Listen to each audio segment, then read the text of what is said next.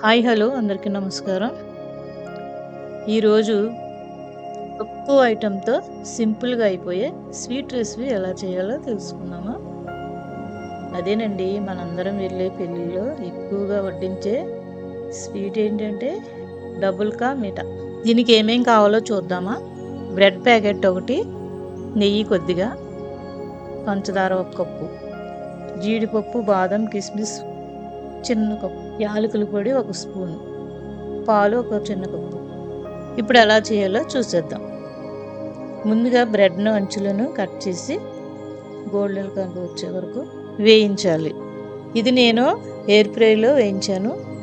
160 degrees హీట్‌లో 10 నిమిషాల పాటు ఉంచాను. బ్రెడ్‌ని ఆయిల్‌లో కూడా వేయించుకోవచ్చు. వేయించినప్పుడు గోల్డెన్ కలర్ వచ్చే వరకు వేయించుకొని చల్లారే వరకు పక్కన ఉంచాలి.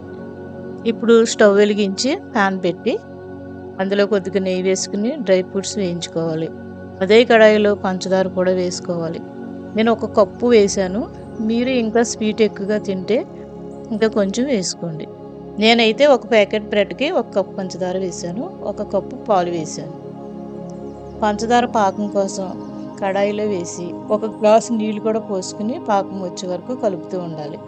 పాకం దగ్గర పడుతుంది అన్నప్పుడు కొంచెం యాలకుల పొడి వేసి వేయించిన బ్రెడ్ ముక్కలను పాకంలో వేయాలి.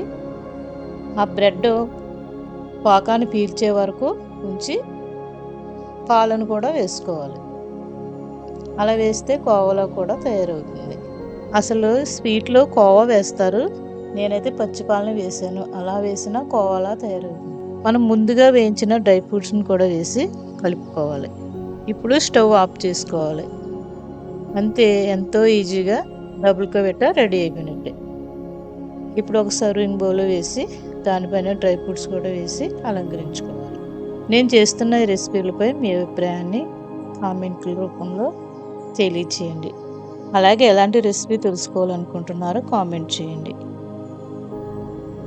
ఈ వీడియో కనుక మీకు నచ్చినట్లయితే లైక్ చేయండి, మీ ఫ్రెండ్స్కి షేర్ చేయండి, అలాగే సబ్స్క్రైబ్ చేయండి.